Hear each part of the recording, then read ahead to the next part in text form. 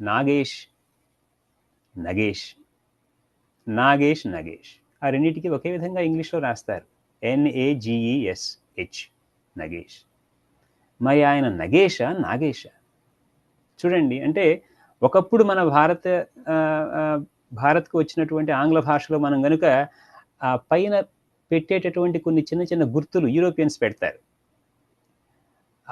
అనే బదులు, అనే బదులు ఆ విధమైనటువంటి కొన్ని గుర్తులు పెడతారు పైన, అక్షరానికి పైన.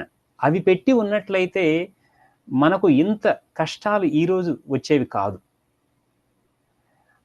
మనం ఆంగ్ల భాషను తేలికగా తీసుకొని ఒకప్పుడు పర్వాలేదు ఎలా రాసినా పర్వాలేదు మన భాషల్లో తప్పనేది పోదు కదా అని చెప్పేసి మనం అనుకోని నగేష్, నాగేష్ 2 ఒకటే కదా అనుకోని NAGESH వాటెవర్ పర్వాలేదులెండి. NAGE రాసుకోండి మీరు ఎలా పలుక్కోండి మా భాషలో మాత్రం చక్కగా పలుకుతామని చెప్పేసి మనం తృప్తిగా మనం ఉన్నాం.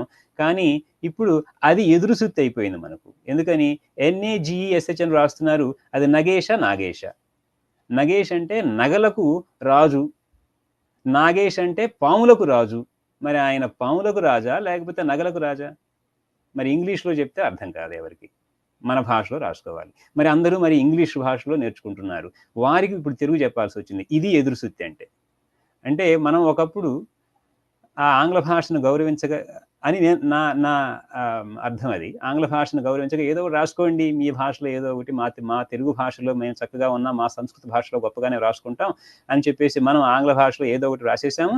ఇప్పుడు ఏందంటే ఆ భాషే ఇప్పుడు మనం నేర్చుకొని ఆ భాష ద్వారా తెలుగు నేర్చుకుంటున్నారు మన వాళ్ళు. అందుకని నగేష, నాగేష